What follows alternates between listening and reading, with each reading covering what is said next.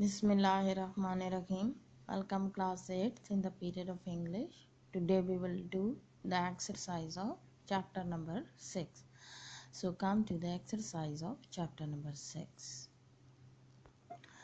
Activities on page number 35. Question number 1 is answer the following questions.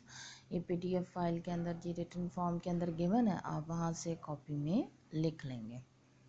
ये exercise नहीं करेंगे. उसके बाद सी एक्सरसाइज हम करेंगे जी. सी एक्सरसाइज हमारे पास है fill in each blank with the right word from the two given in brackets. Bracket में आपके पास दो वर्ड्स हैं, उनको अप्रोप्रिएट जगहों पर आपने फिल करना है. और ये दोनों वर्ड्स जो दिए गए हैं वो होमोफोन्स हैं. होमोफोन्स किन्हें कहते हैं? होमो का मतलब होता है सेम और फोन का मतलब होता है साउंड. जिनका साउंड सेम होता है लेकिन मीनिंग डिफरेंट है उन्हें हम होमोफोन्स कहते हैं. जैसे हमारे पास सेंटेंस नंबर 1 है, you look rather dash aren't you feeling well. और नंबर 2 है, went down the hill to fetch a dash of water. और यहाँ पर हमारे पास जो वर्ड्स का पेयर गिवन है वो पेल और पेल है. PALE पेल का मतलब होता है जर्द और PAIL पेल का मतलब होता है बकेट.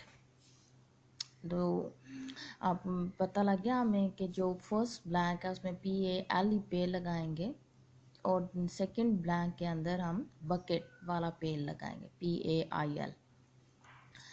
अगला क्वेश्चन हमारे पास है, I have read dash all your answer they are good.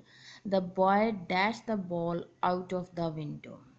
पहली हमारे पास थ्रू और दूसरा है थ्रू. थ्रू हमारे पास प्रपोजिशन है, बीच में से गुजरना, और थ्रू फेंकना.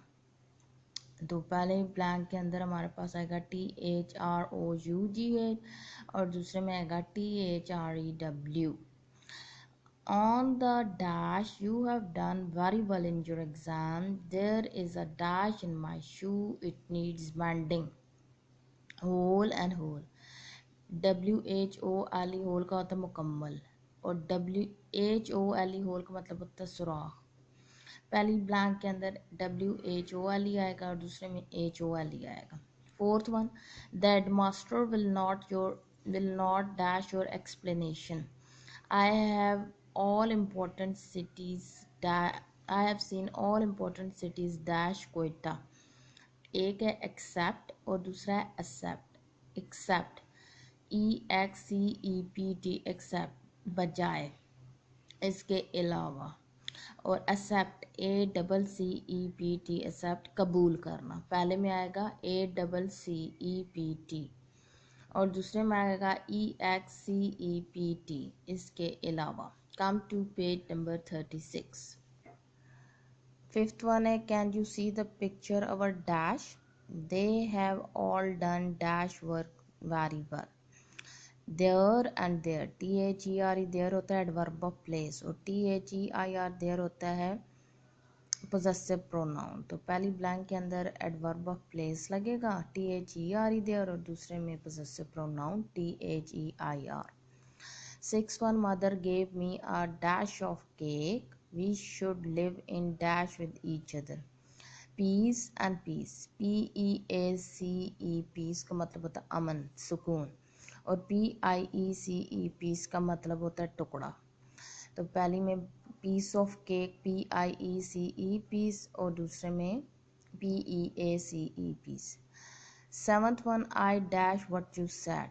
A dash of sheep was grazing in the meadows. Heard and heard, HERD heard होता है जी कलेक्टिव नाउन, रेवर्ड को कहा जाता है. और HEARD heard सुनना. तो पहले में I heard वर्ब लगाएंगे HEARD और दूसरे में collective noun HERD. 8th one, the driver applied the dash of the car. The glass will dash if you pour hot water in it. Break and break, BRAKE brake, जो गाड़ी में भी होती है साइकिल में भी होती है, ठीक है. और दूसरा ब्रेक BREAK ब्रेक, ये वर्ब है, ठीक है. पहला नाउन था, ये वर्ब है, इसका मतलब तोड़ना. तो पहले में the driver applied the BRAKE brake noun, और दूसरे में the glass will break verb BREAK. Ninth one, they arrived there and dash later. Pakistan is dash beloved homeland. R and R, OURR possessive pronoun है हमारा, और HOURR घंटा. They arrived there and dash later, R later noun लगाएंगे, और दूसरे में possessive pronoun Pakistan is our beloved homeland. Tenth one, my sister was sewing my shirt. She is dash seeds in her garden. Sewing SOWING, sewing जो है ये आपके पास इसका मतलब होता है बिजाई करना, और SEWING स्वेइंग का मतलब होता है सिलाई करना. तो पहले में जो है वो SEWING स्वेइंग लगेगा, और दूसरे में SOWING लगेगा. D exercise match the words with their meanings.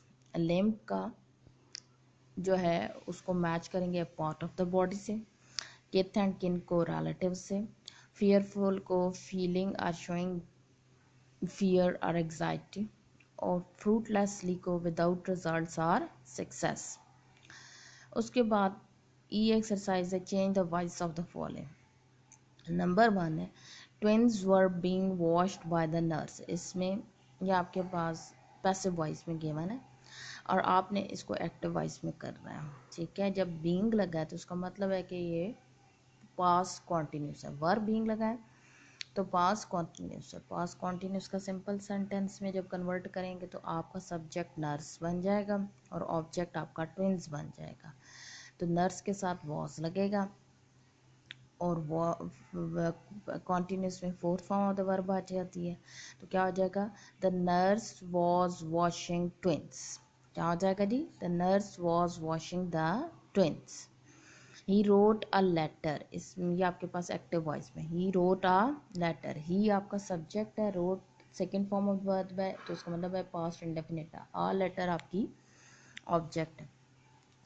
तो पैसिव वॉइस में चेंज करेंगे तो क्या होगा, a letter was written by him. Next third one है John always speak the truth. Always speaks जो है वो प्रेजेंट इंडेफिनिट है, first form of the verb लगी, और ये एक्टिव वॉइस में. इसको पैसिव वॉइस में करेंगे तो क्या हो जाएगा, the truth is always spoken by John. The truth is always spoken by John. Fourth one I puzzled my kith and किन. ठीक है, ये second form of the verb लगी हुई है तो पास्ट इंडेफिनिट है. तो क्या होगा, माई kith and kin were puzzled by me. My kith and kin were puzzled by me. Fifth one है our fatal likeness dodged us. Our fatal likeness आपका subject, dodge second form of the verb तो past indefinite हो गया, और अस आपकी object होगी. तो अस को जब सब्जेक्ट में चेंज करेंगे तो वी हो जाएगा, we were dodged by our fatal likeness. This is all for today. Thank you.